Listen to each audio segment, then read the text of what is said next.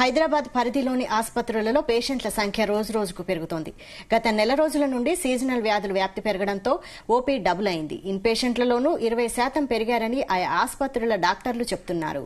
ఇక గాంధీ, ఉస్మానియా, నీలోఫర్, ఫీవర్ ఆసుపత్రులకు రద్దీ ఎక్కువైంది. దగ్గు, జలుబు, జ్వరం, ఒళ్ళు నొప్పులు, డయేరియా వంటి సీజనల్ లక్షణాలతో పేషెంట్స్ హాస్పిటల్కు వస్తున్నారు.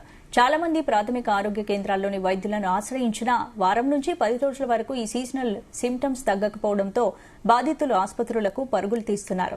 డెంగ్యూ, వైరల్ ఫీవర్లతో అడ్మిషన్లు పెరుగుతున్నట్లు సమాచారం.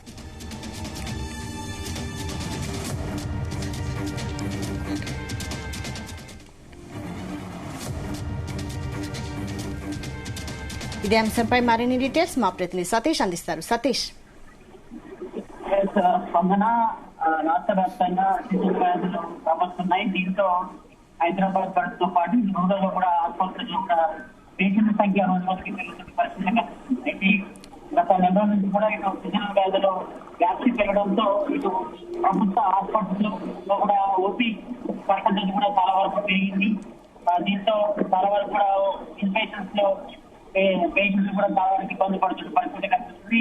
ఇన్ పేషెంట్ లో కూడా 20% ఆయా ఆసుపత్రులు కూడా పెరిగినట్టు కూడా చెప్తున్నారు. ఇటు మేజర్ గా హైదరాబాద్ కి మేజర్ అయినటువంటి ఇటు గాంధీ, ఉస్మానియా, నీలోఫర్, ఫీవర్ ఆసుపత్రులు కూడా ఈ మధ్య కాలంలో కూడా రద్దీ పెరిగింది. ఎందుకంటే చాలా వరకు కూడా వర్షాకాలంలో ఎక్కువగా సీజనల్ వ్యాధులతో చాలా వరకు ఇటు చిన్న పిల్లలతో పాటు వృద్ధులు, పెద్దలంతా కూడా తీవ్ర ఇబ్బంది పడతారు.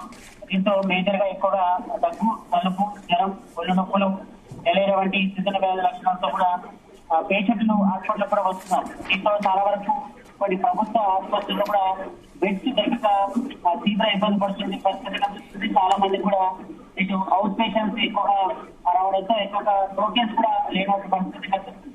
అయితే మేజర్ గా మాత్రం ఎక్కువగా గత వారం నుంచి కూడా 10 రోజుల వరకు ఈ సీజనల్ సింప్టమ్స్ తగ్గకపోవడంతో బాధితులు కూడా ఎక్కువగా ఆసుపత్రులకు వస్తున్నారు. దీంతో ఎక్కువగా ఇటు డెంగ్యూ, వైరల్ ఫీవర్ తో పాటు అడ్మిషన్ కూడా పెరుగుతున్నట్టుగా ఇప్పటికే డాక్టర్లు కూడా చెప్తున్న పరిస్థితి కనిపిస్తుంది. ఈ నేపథ్యంలో ఇటు దాదాపుగా ఈ 1 నుంచి 10 సంవత్సరాలతో ఎక్కువగా దోమల బెడత కూడా పెరిగింది. దీంతో ఎక్కువగా ఇటు మలేరియాతో పాటు టైఫాయిడ్, అదేవిధంగా డెంగ్యూ వంటి లక్షణాలతో ఎక్కువగా ఆసుపత్రిలో బాధితులంతా కూడా అడ్మిట్ అవుతున్న పరిస్థితి కనిపిస్తుంది. దీంతో చాలా చోట్ల కూడా ఇటు ఓపీ పేషెంట్స్ కూడా పెరిగారు. దాంతో పాటు ఇన్ పేషెంట్స్ సంఖ్య కూడా పెరిగిన పరిస్థితి కనిపిస్తుంది. దీంతో హాస్పిటల్లో సరైన సౌకర్యం లేక, మౌలిక వసతులు లేక, ఇటు ట్రీట్మెంట్ కూడా సరిగ్గా అందక ఇటు బాధిత సంబంధించి రోగులంతా కూడా ఇబ్బంది పడుతున్న పరిస్థితి కనిపిస్తుంది. మరి ఈ నేపథ్యంలో ఇప్పటి వరకైతే ఇటు మంత్రి దామోదర్ వైద్యులందరూ కూడా ఆదేశాలు జారీ చేస్తున్నప్పుడు కూడా కొంతవరకు ఆసుపత్రిలో మాత్రం ఇబ్బందులు అయితే తప్పడం. ఎక్కువగా సీజనల్ వ్యాధులతో దాదాపు 1 వీక్ నుంచి మైల్డ్ సింప్టమ్స్ తో ఎక్కువగా ఇటు రోగులంతా కూడా ఇబ్బంది పడుతున్న పరిస్థితి కనిపిస్తుంది. ఎక్కువగా దగ్గు, జ్వరం, తలనొప్పితో పాటు ఒళ్ళు నొప్పితో కూడా డయేరియా సమస్యతో కూడా ఎక్కువగా ఇబ్బంది పడుతున్న పరిస్థితి కనిపిస్తుంది. కాబట్టి మరోవైపు ఇన్ పేషెంట్స్ తో పాటు అవుట్ పేషెంట్స్ కూడా పెరుగుతున్న నేపథ్యంలో మరి కొంతవరకు బెనిఫిట్ ఉన్నట్టుగా తెలుస్తోంది. ఈ నేపథ్యంలో మరి ఇప్పటివరకు అయితే అధికారులను అప్రమత్తం చేసినప్పుడు కూడా అక్కడ మాత్రం కొంతవరకు ఇబ్బందులు అయితే తలెత్తున్నాయి. ఎందుకంటే ఎక్కువగా గాంధీ కానీ, ఉస్మానియా కానీ, ఫీవర్, అదేవిధంగా నీలోఫర్ హాస్పిటల్ కూడా ఎక్కువగా ఇటు రోగులంతా కూడా అడ్మిట్ అవుతున్న పరిస్థితి కనిపిస్తుంది. కాబట్టి ఈ నేపథ్యంలో మరోవైపు ఇటు రాష్ట్ర వ్యాప్తంగా 3,000కు పైగా డెంగ్యూ కేసులు కూడా వచ్చిన నేపథ్యంలో వీటిలో దాదాపు ఎక్కువగా 80% పైగా ఎక్కువగా రోగులంతా కూడా ఇబ్బంది పడుతున్న పరిస్థితి ఉంది. కాబట్టి ఈ ఇందులో 50% మంది ఇతర హాస్పిటల్ కూడా అడ్మిట్ అయ్యి ట్రీట్మెంట్ కూడా తీసుకున్న పరిస్థితి ఉంది. కాబట్టి మరి దీనిపై అధికారిక లెక్కలు ఓ రకంగా ఉంటే మాత్రం గ్రౌండ్ లెవెల్ లో మాత్రం మరో రకంగా చాలా వరకు. సతీష్, ఇప్పటివరకు రాష్ట్ర వ్యాప్తంగా 3,000కు పైగా డెంగ్యూ కేసులు నమోదైనట్టు తెలుస్తోంది. మరి ఏంటి, ఎటువంటి చర్యలు తీసుకుంటున్నారు? ఇప్పటి వరకు అయితే ఇటు పరిసరాలన్నీ కూడా పరిశుభ్రంగా ఉంచుకోవాలని కూడా ఆదేశించినప్పుడు కూడా ఎక్కువగా రోడ్లపై చెత్త చెదరం కానీ, ఎక్కువగా నీరు నించిన ప్రాంతాల్లో ఎక్కువగా దోమల బెడత ఎక్కువగా ఉంటుంది. దీంతో ఎక్కువగా ఇటు మలేరియా కానీ, టైఫాయిడ్ కానీ, అదేవిధంగా ఇటు డెంగ్యూ కూడా ఎక్కువగా విస్తరించే అవకాశం ఉంటుంది. కాబట్టి మరి పరిసరాలు అంటే చుట్టూ ఉన్నటువంటి పరిసరాలు కూడా పరిశుభ్రంగా ఉంచుకోవాల్సిన అవసరం ఉంది. మరి దీనిపై కూడా ఇటు జిహెచ్ఎంసీ అధికారులు ఎక్కువగా స్పెషల్ డ్రైవ్ చేపట్టినప్పుడు కూడా మరి వర్షం పడ్డప్పుడు మాత్రం ఎక్కడికక్కడ మురికి నీరు వచ్చి రోడ్లపై చేయడం కానీ, లేకపోతే డ్రైనేజ్ వ్యవస్థ కూడా అస్తవ్యస్తంగా ఉండడంతోనే ఎక్కువగా హైదరాబాద్ ప్రజల్లో మరి ఎక్కువగా విష జ్వరాలు అయితే విజృంభిస్తున్నాయని చెప్పుకోవచ్చు. ఈ నేపథ్యంలో మరి హైదరాబాద్ ప్రజల్లో మొత్తం ప్రధాన ఆసుపత్రులు అంటే మేజర్ గా ఇటు గాంధీ, ఉస్మానియా, నీలోఫర్ ఫీవర్ హాస్పిటల్ కూడా ఎక్కువగా రోగులంతా కూడా పెరుగుతున్న పరిస్థితి అంటే సేమ్ టైం ఇటు ఇన్పేషెంట్స్ తో పాటు అవుట్ పేషెంట్స్ కూడా పెరుగుతున్నారు కూడా కొంతమంది ఓపీ దర్భ కూడా తిరిగి వెళ్ళాల్సిన పరిస్థితి కనిపిస్తుంది కాబట్టి ఈ నేపథ్యంలో మరి ప్రభుత్వ అధికారులు కూడా అప్రమత్తంగా ఉండాల్సిన అవసరం ఉంది. మరి ఓపీ సేవలు కూడా పెంచాలి, అదేవిధంగా కౌంటర్ కూడా పెంచాల్సిన అవసరం ఉంది.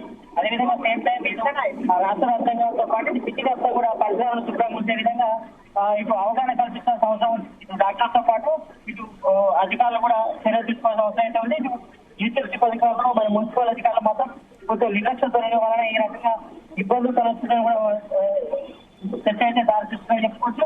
ఎందుకంటే ఎక్కువగా ఈ దోమల పెడుతుంటేనే ఎక్కువగా రోగాల బారిన పడుతున్నారు పబ్లిక్. ఎక్కువగా జ్వరంతో పాటు తలనొప్పి, దగ్గు, జలుబు, ఇటు డెలివరీ వంటి సమస్యలు కూడా ఉత్పన్నం అవుతున్నాయి కాబట్టి నేపథ్యంలో మరి వైద్యాధికారులు కూడా చర్యలు తీసుకోవడంతో పాటు ఇటు సేమ్ టైం ఇటు టీచర్స్ అధికారులు కూడా అప్రమత్తంగా ఉండి ఎక్కువగా పరిసరాలు కానీ ఇటు హాస్పిటల్ పరిసరాలతో పాటు ఇటు మెయిన్ ఏరియాస్ లో కూడా డెలివరీ సమస్యతో పాటు ఎక్కువగా దోమల పెడత తగ్గించాలంటే మాత్రం ఇటు పరిసరాలు కూడా శుభ్రంగా ప్రిన్సిపల్ కూడా సూచించినప్పుడు కూడా కొన్ని ఏరియాలో మాత్రం ఆ రకంగా పరిస్థితి అయితే లేదని చెప్పుకోవచ్చు. ఈ నేపథ్యంలో కొంతవరకు పబ్లిక్ అయితే ఇబ్బంది అయితే గురవుతున్నారు. మరోవైపు కొంతమంది దాదాపు ఇప్పటివరకు అడ్మిట్ అవుతున్న హాస్పిటల్లో ఎక్కువగా 50% మంది హాస్పిటల్లో అడ్మిట్ అవుతున్న వాళ్ళు ఎక్కువగా ప్లేసెస్ పడిపోవడం, నిరసించడం, తీవ్రమైన తలనొప్పి వంటి లక్షణాలతో డెంగ్యూ బాధితులు ఎక్కువగా కనిపిస్తున్నాయి. మరి ఇందులో మేజర్గా మాత్రం గాంధీ హాస్పిటల్కి చెందిన ప్రొఫెసర్ కూడా చెప్పడం జరిగింది. కాబట్టి అనధికంగా డెంగ్యూ కేసులు కూడా ఎక్కువ స్థాయిలో ఉన్నట్టు కూడా డాక్టర్లు కూడా వెళ్తున్నారు. కాబట్టి మరి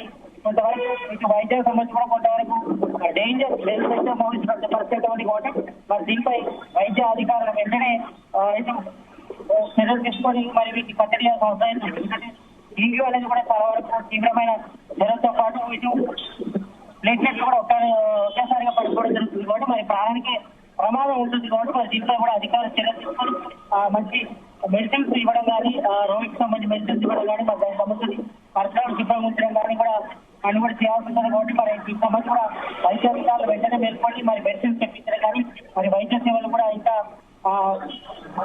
మెరుగుపరచడం విషయంలో మాత్రం కొంతవరకు నిర్లక్ష్యం ధోరణి అయితే ఏర్పడుతుందని చెప్పి మరి దీనిపై ఇటు వైద్య అధికారులు మాత్రం వెంటనే విస్తరించి మరి పరిసరాలు పరిశుభ్రంగా ఉంచే విధంగా అవగాహన కల్పించడంతో పాటు దీనికి సంబంధించిన చర్యలు తీసుకోవాల్సిన అవసరం కనిపిస్తుంది. మన మొత్తానికైతే దాదాపుగా గత వారం పనుల్లో మాత్రం ఇటు హాస్పిటల్లో మాత్రం ఇన్పేషెంట్స్ తో పాటు అవుట్ పేషెంట్స్ సంఖ్య కూడా పరిస్థితి కొంచెం వరకు అయితే ఆందోళన కలిగిస్తుందని చెప్పుకోవచ్చు. ఈ నేపథ్యంలో మరి చూడాలి వైద్యాధికారులు ఎలాంటి చర్యలు తీసుకుంటారో. మరి చాలా వరకు ఇటు వర్షగా పడుతున్న వర్షాల నేపథ్యంలోనే ఎక్కువగా సీజన్ వ్యాధులు కూడా ఎక్కువగా ప్రబలే అవకాశం ఉంటుంది. కాబట్టి మరి నియంత్రణ కోసం చర్యలు తీసుకోవాల్సిన అవసరం అయితే కనిపిస్తుంది.